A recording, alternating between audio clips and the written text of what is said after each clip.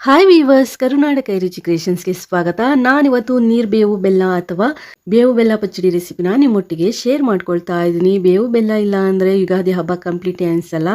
ಈ ಹಬ್ಬಕ್ಕೆ ಈ ರೀತಿ ಬೇವು ಬೆಲ್ಲ ಹೇಗೆ ಮಾಡೋದು ಅಂತ ನೋಡೋಣ. ನಾನಿಲ್ಲಿ ಸಣ್ಣ ನೆಲ್ಲಿಕಾಯಿ ಗಾತ್ರದ ಹುಣಸೆ ಹಣ್ಣನ್ನು ನೆನೆಸಿ ಇಟ್ಕೊಂಡಿದ್ದೆ. 1 ಅವರ್ ನೆನೆಸ್ಕೊಂಡ್ರೆ ಸಾಕಾಗತ್ತೆ. ಸಮಯ ಇದ್ದರೆ ಹುಣಸೆ ಹಣ್ಣನ್ನ ನೆನೆಸಿಡಿ, ಇಲ್ಲ ಅಂದರೆ ಒಂದು ಸ್ವಲ್ಪ ಬಿಸಿ ನೀರನ್ನು ಕಾಯಿಸ್ಬಿಟ್ಟು ಹುಣಸೆ ಹಣ್ಣನ್ನ ನೆನೆಸಿದ್ರೆ ಬೇಗನೆ ನೆನೆಯುತ್ತೆ. ನೆಂದಿರುವಂಥ ಹುಣಸೆ ಹಣ್ಣನ್ನ ಕೈಯಲ್ಲಿ ಸ್ವಲ್ಪ ಕಿವುಚ್ಬಿಟ್ಟು ಒಂದು ಸ್ಟ್ರೈನರಿಂದ ನಾವು ಈ ರೀತಿ ಸೋಸ್ಕೋಬೇಕಾಗತ್ತೆ.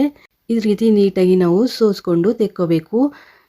ಒಂದು ಸ್ಪೂನ್ ಸಹಾಯದಿಂದ ಈ ರೀತಿ ಮಿಕ್ಸ್ ಮಾಡಿದ್ರೆ ನೀಟಾಗಿ ಫಿಲ್ಟರ್ ಆಗುತ್ತೆ. ನಾವಿಲ್ಲಿ ಹುಣಸೆಹಣ್ಣಿನ ರಸ ಮಾತ್ರ ಒಂದು ಬೌಲ್ಗೆ ಸೇರಿಸ್ಕೋಬೇಕು. ಈಗ ನೀಟಾಗಿ ಕಿವುಚ್ಬಿಟ್ಟು ಹುಣಸೆಹಣ್ಣಿನ ರಸನ ತೆಕ್ಕೊಳ್ಳಿ.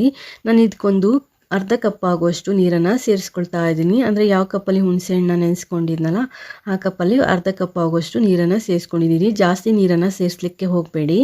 ನಾವು ಜಾಮೂನ್ ಕಪ್ಪಲ್ಲಿ ಒಂದು ಅರ್ಧ ಕಪ್ಪು ನೀರನ್ನು ಸೇರಿಸ್ಕೊಂಡಿದ್ದೀನಿ. ನೆನೆಸ್ಲಿಕ್ಕೆ ಒಂದು ಅರ್ಧ ಕಪ್ಪು ನೀರು ಹಾಕಿ ನೆನೆಸಿದ್ದೆ. ಈಗ ಸೋಸಬೇಕಾದ್ರೆ ಒಂದು ಅರ್ಧ ಕಪ್ಪು ನೀರನ್ನು ಸೇರಿಸ್ಕೊಂಡಿದ್ದೀನಿ.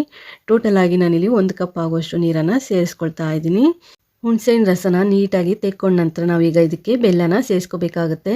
ಹುಣಸೆಹಣ್ಣು ರಸ ಏನಿರುತ್ತೆ ಅದೇ ಸಮ ಪ್ರಮಾಣದಲ್ಲಿ ಬೆಲ್ಲನ ತೊಗೋಬೋದು ಅಥವಾ ಕಡಿಮೆ ಆದರೂ ತೊಗೋಬೋದು. ನಾನಿಲ್ಲಿ 2 ಟೇಬಲ್ ಸ್ಪೂನ್ ಆಗುವಷ್ಟು ಬೆಲ್ಲದ ಪುಡಿಯನ್ನು ತೊಗೊಂಡು ಸೇರಿಸ್ಕೊಂಡಿದ್ದೀನಿ. ಹಾಗೆ ನಂತರ ನಾನಿಲ್ಲಿ ಬೇವಿನ ಹೂಗಳನ್ನ ಸೇರಿಸ್ಕೊಳ್ತೀನಿ. ನೋಡ್ತಾ ಇರ್ಬೋದು, ಈ ರೀತಿ ಬೇವಿನ ಹೂಗಳು ಬರುತ್ತೆ ಅಲ್ವಾ, ಅದನ್ನ ನಾನು 1 ಟೇಬಲ್ ಸ್ಪೂನ್ ಆಗುವಷ್ಟು ನೀಟಾಗಿ ತೊಳೆದ್ಬಿಟ್ಟು ಸೇರಿಸ್ಕೊಳ್ತೀನಿ. ಅದನ್ನು ಸ್ವಲ್ಪ ಜಜ್ಜಿ ಸೇರಿಸ್ಕೊಳ್ಳಿ. ನಂತರ ನಾನಿಲ್ಲಿ 1 ತೋತಾಪುರಿ ಮಾವಿನಕಾಯನ್ನು ತೊಗೊಂಡಿದ್ದೀನಿ. ಇದರಲ್ಲಿ ಪೂರ್ತಿ ಮಾವಿನಕಾಯನ್ನು ಸೇರಿಸಲ್ಲ, 1/4 ಭಾಗ ಮಾವಿನಕಾಯನ್ನು ಈ ರೀತಿ ಸಣ್ಣದಾಗಿ ಹೆಚ್ಚಿಬಿಟ್ಟು ನಾನಿಲ್ಲಿ ಸೇರಿಸ್ಕೊಳ್ತಾ ಇದ್ದೀನಿ. ನಾವು ಎಷ್ಟು ಪ್ರಮಾಣದಲ್ಲಿ ನೀರು ಬೇವು ಬೆಲ್ಲ ಮಾಡ್ಕೊಳ್ತೀವಿ ಅನ್ನೋದ್ರ ಮೇಲೆ ಎಲ್ಲ ಇಂಗ್ರೀಡಿಯೆಂಟ್ಸ್ನು ಹೆಚ್ಚು ಕಡಿಮೆ ಮಾಡ್ಕೋಬಹುದು. ಒಂದು ಚಿಟಿಕೆ ಉಪ್ಪನ್ನು ನಾನಿಲ್ಲಿ ಸೇರಿಸ್ಕೊಳ್ತಾ ಇದ್ದೀನಿ. ಹಾಗೆ ನಾನಿಲ್ಲಿ ಮೆಣಸಿನ ಪುಡಿಯನ್ನು 1/4 ಚಮಚ ಆಗುವಷ್ಟು ಸೇರಿಸ್ಕೊಂಡಿದ್ದೀನಿ. ಹಾಗೆ 1 ಏಲಕ್ಕಿಯನ್ನು ಜಜ್ಜಿ ನಾನಿಲ್ಲಿ ಸೇರಿಸ್ಕೊಳ್ತಾ ಇದ್ದೀನಿ.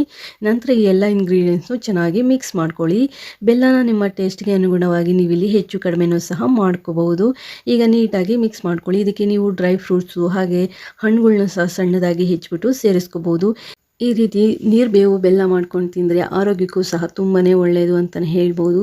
ಬೇಸಿಗೆನಲ್ಲಿ ಯುಗಾದಿ ಹಬ್ಬ ಬರ್ತಾ ಇರೋದ್ರಿಂದ ಇಲ್ಲಿ ಸೇರಿಸುವಂಥ ಎಲ್ಲ ಇಂಗ್ರೀಡಿಯೆಂಟ್ಸು ಹೆಲ್ತ್ಗೆ ತುಂಬಾ ಒಳ್ಳೆಯದು. ಈ ರೀತಿ ಒಮ್ಮೆ ಬೇವು ಬೆಲ್ಲನ ಟ್ರೈ ಮಾಡಿ ನೋಡಿ, ಹೇಗೆ ಬಂದಿದೆ ಅಂತ ಕಮೆಂಟ್ ಮಾಡಿ ತಿಳಿಸಿ. ಯುಗಾದಿ ಹಬ್ಬದ ಸ್ಪೆಷಲ್ ಬೇವು ಬೆಲ್ಲ ರೆಡಿ ಇದೆ. ಈ ರೆಸಿಪಿ ಇಷ್ಟ ಆಯಿತು ಅಂದರೆ ಒಂದು ಲೈಕ್ ಕೊಡಿ. ಹೊಸದಾಗಿ ಚಾನಲ್ ನೋಡೋರು ಸಬ್ಸ್ಕ್ರೈಬ್ ಮಾಡಿಕೊಂಡು ನೋಡಿ. Thanks for watching this video.